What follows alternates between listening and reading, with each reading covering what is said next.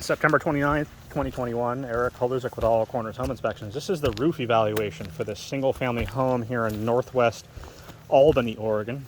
As with all the videos in this report, we would request that you view this video as supplemental to the written version of the report to which this video has been attached.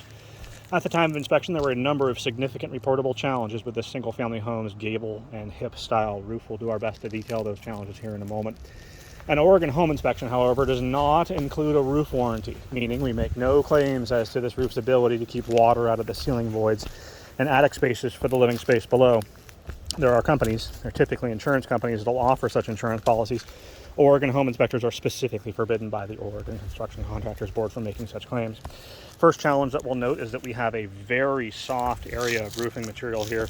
This is at the left-hand side, the left-hand most gable at the front portion of the house. You can see here I'm able to depress the roof line by about 3/4 of an inch, maybe a little more. Recommend an evaluation to this length of roof or area of roof line prior to anyone else being up here. The front entry, as we made note of in that sort of cursory peripheral evaluation to the front entryway, we've made note of additional challenges that substantiate my claim that we have a structural challenge. There's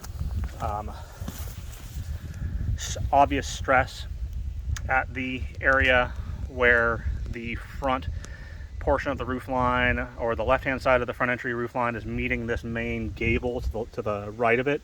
We're seeing areas of patching and then lots of repair work that appears to have been done at some point in time.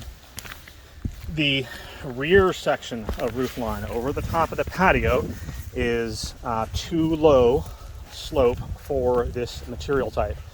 A composite or architectural or asphalt style shingle such as this is never really intended to be used on a slope lower than 412.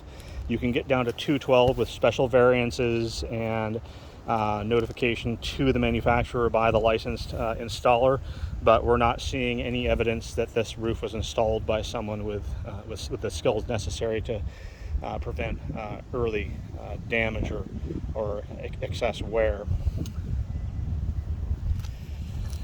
There are a few isolated areas of loose shingles as well, so we'd recommend a licensed roofing contractor be called on site to evaluate this roof line. Shifting our attention to the ceiling or the area just below our feet, about here, we're over the top of the rear patio, enclosed patio area.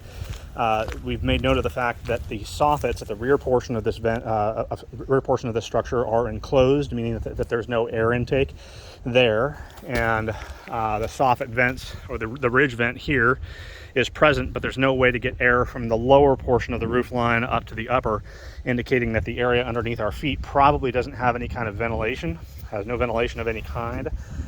That would create a moisture-rich, probably a moisture-rich environment that would allow for organic growth to occur over time. We would recommend, in addition to that roofer that we just mentioned, also call out a specialist who works with attic ventilation balance surveys to determine what sort of work, if any, might be necessary to keep this structure breathing properly. The same condition applies to the left and right-hand sides of the structure where the addition has been sort of enclosed. Eric Haluzik, All Corners Home Inspections.